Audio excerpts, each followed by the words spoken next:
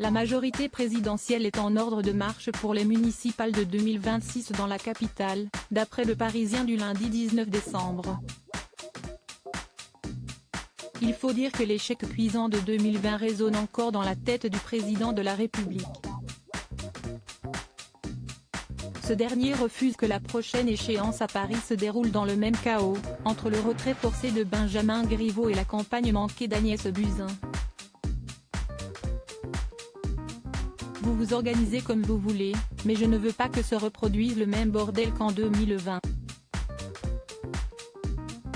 Si on n'est pas foutu de partir unis et solidaires, alors on n'y arrivera pas, a tonné Emmanuel Macron en novembre, selon les propos cités par Le Parisien.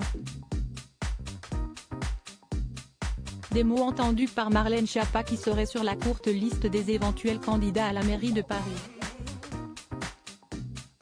Cette dernière serait même allée plus loin puisqu'elle aurait rencontré Rachida Dati à la mairie du 7e arrondissement, rapporte Le Quotidien.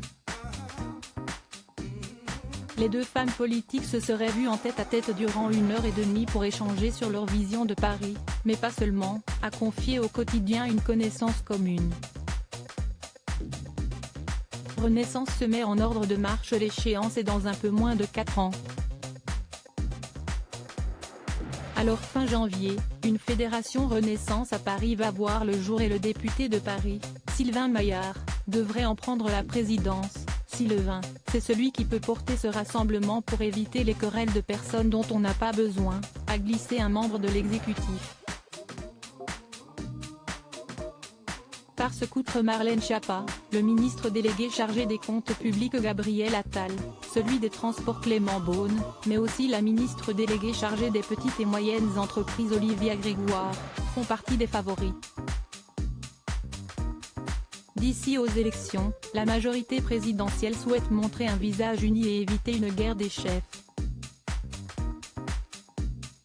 Clément Beaune, Olivia Grégoire et Marlène Schiappa ont fait une tournée ensemble auprès des commerçants du 4e arrondissement ce lundi 19 décembre et la brouille entre Gabriel Attal et Clément Beaune, dont les relations sont actuellement très tendues, doit être aplanie lors d'un déjeuner avant Noël.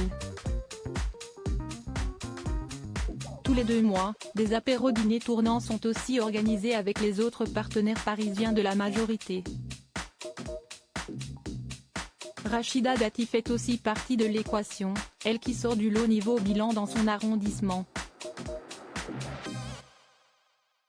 Si Sylvain Maillard s'est borné à dire qu'ils ne sont pas du tout dans des discussions d'appareil, un conseiller ministériel a lui indiqué « On ne gagnera pas sans Dati, et elle ne gagnera pas sans nous ».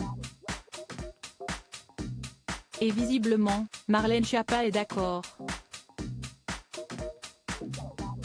Article écrit en collaboration avec 6 médias Crédit Photo, Véan.